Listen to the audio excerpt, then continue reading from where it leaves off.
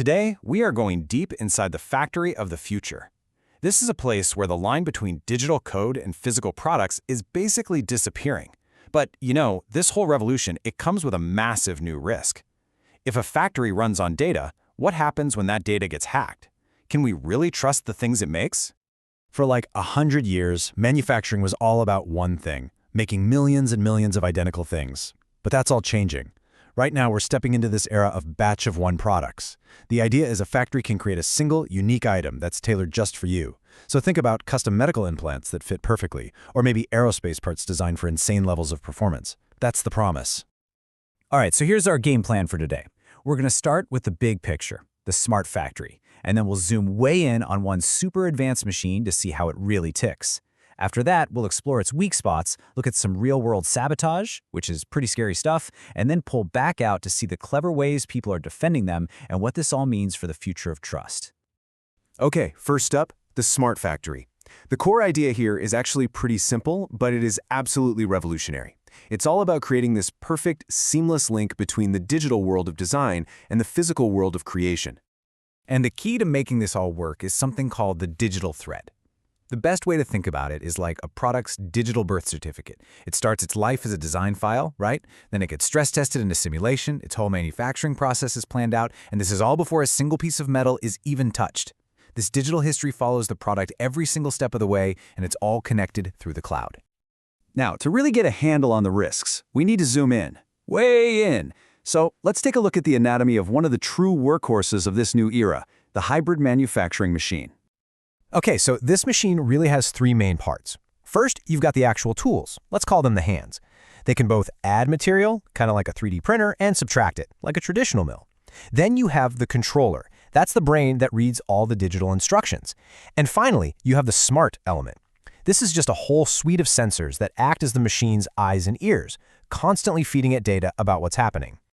And the amount of data these machines are crunching, it is just staggering. I mean, get a load of this number. 110 gigabytes. That is how much data just one high-speed camera can generate in only 2 minutes. It's this constant fire hose of information that makes the machine so smart, right? But it also creates a huge surface area for potential attacks. So what does it do with all that data? Well, it uses it in feedback loops. Think of it like this. There's an internal loop that just checks on the machine itself. Is the tool in the right place? Is it moving at the right speed? But the real magic, that's the external loop. It uses all those sensor readings to watch the part as it is being made, spotting and correcting tiny little flaws in real time. This is what gives it such incredible quality. Okay, so we've seen how it works when everything's going right. Now, let's talk about how it can be broken. Where are the cracks in the digital armor of this really complex system? I mean, think about it. With all this connectivity, all this data flowing from the cloud to the controller to the sensors back again, where's the weak spot? Where would an attacker even begin to try and get in? Well, the really crucial point here is that there isn't just one. An attacker could corrupt the digital blueprint before it even gets to the factory floor. Or they could try to bypass the brain, the controller, and send fake commands directly to the motors. They could lie to the sensors, feeding them fake data so those super smart feedback loops end up making the wrong corrections. Or they could just listen. They could use things like the acoustic vibrations of the machine to reverse engineer and steal the design. And look, this isn't just theory. This isn't some far-off sci-fi plot. Let's look at a few real-world examples where digital attacks have caused very real, very physical damage. Take this case study on a drone propeller. Some researchers showed how an attacker could get into a designer's computer and make a tiny, almost invisible change to the design file, the sabotaged propeller. It looks completely identical to the real one, but it's hiding a fatal flaw.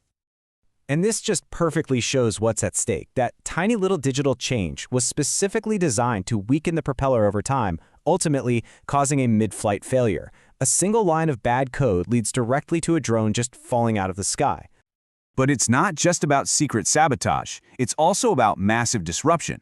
Back in 2017, the WannaCry ransomware wormed its way into a Honda auto plant. Now, it wasn't targeting the machines directly, but by infecting the network, it forced the entire plant to shut down. The result? A production loss of about 1,000 vehicles. And how they got in was almost painfully simple. The malware just exploited a known vulnerability in an operating system that hadn't been patched. From there, it just spread like wildfire across both the normal office IT network and the industrial control network, forcing a total shutdown for 2 days. It just goes to show how a single IT oversight can bring a massive physical operation to its knees. So yeah, the threats are definitely real. But the good news is, so are the solutions. Researchers are developing some incredibly clever defenses that are designed specifically for this new world of manufacturing. One of my absolute favorites is called dynamic watermarking. You can think of it like a secret handshake. The machine's brain adds this tiny, secret, random signal, a watermark, to its physical commands. It then listens for the echo of that secret signal and the data it gets back from the sensors. If a sensor's report doesn't have that specific echo, the controller knows it's being lied to and can sound the alarm. Pretty clever, right? And if that wasn't cool enough, check this out. Another wild idea is embedding authentication right inside the physical part. So imagine slicing up a QR code into hundreds of tiny little pieces and then scattering them deep within an object as it's being 3D printed. A counterfeit part that's made from a stolen file, it just won't have this internal, unclonable signature that you can only read with a special X-ray or ultrasound scan. Now, these individual defenses are brilliant. They really are. But they all point to a much bigger challenge. See, protecting one machine just isn't enough. To truly secure manufacturing, we have to secure the entire interconnected network that it's a part of. The future isn't a straight, linear supply chain anymore. It's a dynamic, interconnected web, a digital supply network. You've got designers, suppliers, manufacturers, customers, all linked together. And while that brings incredible efficiency, it also means security is now a shared responsibility. A single weak link, just one company with sloppy security, can become a backdoor to compromise everyone else in the network. And that brings us right back to our central question. As we build this incredible, connected future, we have to build security into its very foundation. Because if the factory itself can be hacked, can we ever really truly trust what it makes? That's the challenge that lies ahead.